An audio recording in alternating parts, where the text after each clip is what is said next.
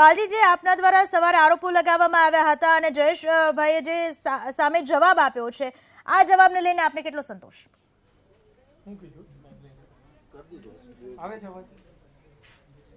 પેલા તો મને એ પ્રશ્ન છે કે જયેશભાઈ પુરવઠા વિભાગના મંત્રી છે કે શું કહે સામાન્ય એક શું કહે લેબર 3 જે વર્ગ 3ના કર્મચારી છે?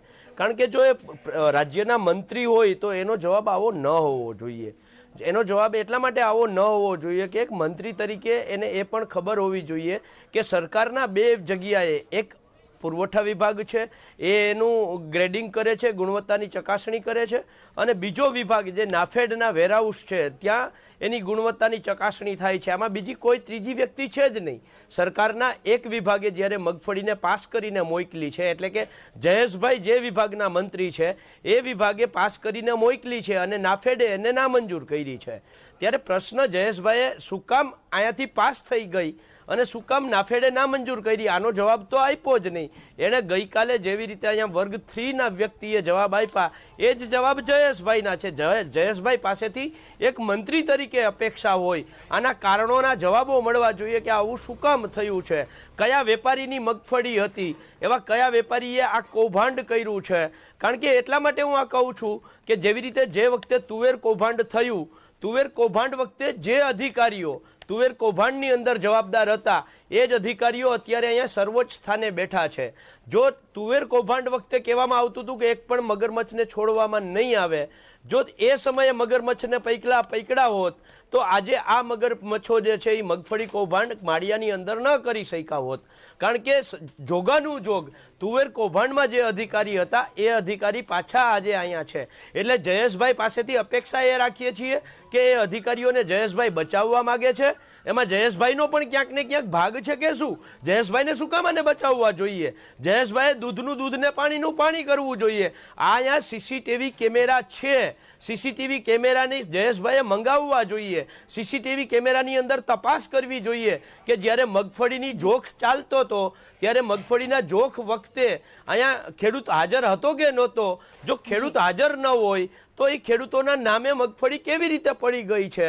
ખેડૂતોના પૈસા મળી જશે એનાથી રાજ્યના જનતાને ફાયદો નથી, માત્ર ખેડૂતને નુકસાન નથી જતું, એમાં 100% પણ હારે હારે એક મંત્રી તરીકે અને હું કિસાન કોંગ્રેસનો ચેરમેન છું તો મારી પણ જવાબદારી બને છે કે જનતાએ જે ટેક્સ ભરી અને સરકારમાં નાણાં આપ્યા છે આ નાણાંનો ભ્રષ્ટાચાર ન થવો જોઈએ. તો આ ભ્રષ્ટાચાર કરવાવાળી વ્યક્તિ કોણ છે એ શોધવાનું કામ સરકારનું છે. વિરોધ પક્ષ તરીકે અમારું કામ છે કે અમે સરકાર સામે મૂકીએ કે આ ભ્રષ્ટાચાર થયો છે. જયેશભાઈ જ્યારે આવી રીતે હાવ એકદમ સરળતાથી છટકી જાય, પોતાની જવાબદારીમાંથી મુક્ત થઈ જતા હોય કે અમે ખેડૂતોને પૈસા આપી દઈશું અને અમે એજન્સીને છે એને સફાઈની જવાબદારી આપશું. અરે ભાઈ, એજન્સીને બ્લેકલિસ્ટેડ કરો ને. જે એજન્સી છે NBHS કરીને એ એજન્સીને બ્લેકલિસ્ટેડ શા માટે તમે નથી કરી? જે એજન્સીના મુખ્ય ગ્રેડર છે આખા જિલ્લાના એ ગ્રેડર જ હું તો એમ કહું છું કે એક જ જગ્યાએ નહીં, જુનાગઢમાં બીજા પણ તાલુકાઓની અંદર કદાચ એણે આવું કૌભાંડ કર્યું હોય. જયેશભાઈને હું ચેલેન્જ સાથે કહું છું પૂનમ, જો જયેશભાઈ કહે એ પ્રમાણે ક્યાંય મોટો ભ્રષ્ટાચાર ન થયો હોય તો ગડુ ગોડાઉનની અંદર આના સિવાયની 71,000 ગુણી છે એ મગફળી અંદર જતી રહી છે. જયેશભાઈ જો સાચા હોય, એનો પુરવઠા વિભાગ સાચો હોય અને એને કઈ પાપ ન કર્યું હોય તો એબીપી અસ્મિતાને ત્યાં જવાની છૂટ આપે ગડુ ગોડાઉનની અંદર. ત્યાં કેટલી મગફળી કેવી સારી છે, કેટલી સાચી છે અને ખેડૂતો જે આપી છે એ મગફળી છે કે મગફળી બદલી ગયેલી છે, એ દૂધનું દૂધ ને પાણીનું પાણી થઈ જશે. જયેશભાઈ સાચા હોય તો હું ચેલેન્જ સાથે કહું છું, જેવી રીતે કૃષિ મંત્રીએ કહ્યું હતું એની ચેલેન્જ અમે સ્વીકારી હતી, એવી રીતે જયેશભાઈ મારી ચેલેન્જ સ્વીકારે અને એબીપી અસ્મિતાની સાથે સાથે ગુજરાતના તમામ જાહેર માધ્યમોને ત્યાં ગોડાઉનની અંદર જવાની છૂટ આપે. જયેશભાઈ માત્ર અને માત્ર જે વાતો કરે છે એ વાતો ક્યાંક ને ક્યાંક જાહેર માધ્યમોના માધ્યમથી ગુજરાતની જનતાને ગેરમાર્ગે દોરવાનું કામ કરતા હોય એવું લાગે છે. ત્યારે જયેશભાઈ પાસેથી અપેક્ષા આવી નહોતી કે જયેશભાઈ છે એ આવા જવાબો આપે. જયેશભાઈ પાસેથી અપેક્ષા એક મંત્રી તરીકેની હતી કે એના જવાબો છે એ મંત્રી તરીકેના જવાબો આપવા જોઈએ, નહીં કે ક્લાસ 3ના વર્ગ જેવા જે વર્ગ 3ના અધિકારીઓ હોય એના જેવા જવાબો જયેશભાઈ આપે. ત્યારે મને દુઃખ થાય છે કે મારા રાજ્યના મંત્રીઓ પણ આવા છે. જી પૂનમ. પાલભાઈ, હવે એવું કહેવામાં આવે છે જ્યારે પણ મગફળીની ખરીદી થતી હોય છે હલો. ત્યારે ખેડૂતોની તમામ જે મગફળી છે એને પૂરી રીતે ચકાસવામાં આવતી હોય છે, એમાં વધારે કચરો ના હોય, બારદાન છે ત્યાંથી માંડીને મગફળી ફોફા ના હોય, આ બધી ચકાસણી કરવામાં આવતી હોય છે. તો હવે સવાલ એ થાય છે કે આવી મગફળી આવી કેવી રીતે? બીજી વસ્તુ આપણે ખાસ પૂછવા માંગીશ, આપ એક ખેડૂત છો, ખેડૂતની સાથે ખૂબ જ નજીકથી જોડાયેલા છો, કઈ કઈ બાબતની ચકાસણી કમ્પલસરી થતી હોય છે જ્યારે સરકાર ખરીદી કરે છે? શું અનુભવ છે આપનો?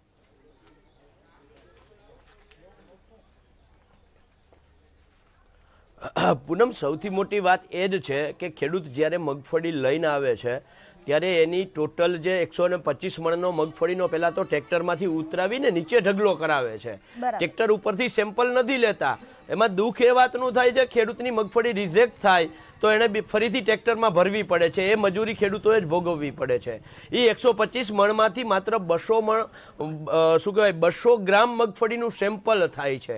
એ 200 ગ્રામ સેમ્પલની અંદર 8 જે પેરામીટર નક્કી કરેલા છે, 8 ગુણવત્તાના ધોરણો નક્કી કરેલા છે. આ ધોરણો જે નક્કી કરવાવાળી જે એજન્સીઓ છે એ જયેશભાઈના ખાતાએ એટલે કે અન્ન અને નાગરિક પુરવઠા વિભાગે એજન્સીઓ નક્કી કરી છે. એજન્સીઓ જે નક્કી થયેલી છે એમાં જે ગ્રેડિંગ કરે છે એની લાયકાત નક્કી થયેલી છે કે ઓછામાં ઓછો બીએસસી એગ્રીકલ્ચર હોવો જોઈએ, ડિપ્લોમા હોવો જોઈએ ખેતીની અંદર, અથવા તો ગ્રામ સેવકની સમકક્ષની લાયકાત ધરાવતો હોવો જોઈએ. હું જયેશભાઈને ફરીથી એબીપી અસ્મિતાના માધ્યમથી ચેલેન્જ કરું છું કે ગુજરાતમાં જેટલા ગ્રેડરો છે ને એનાથી 10% લોકો.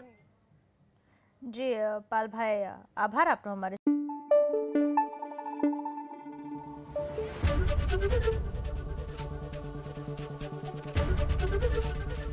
એબીપી અસ્મિતા, ગુજરાતની અસ્મિતા.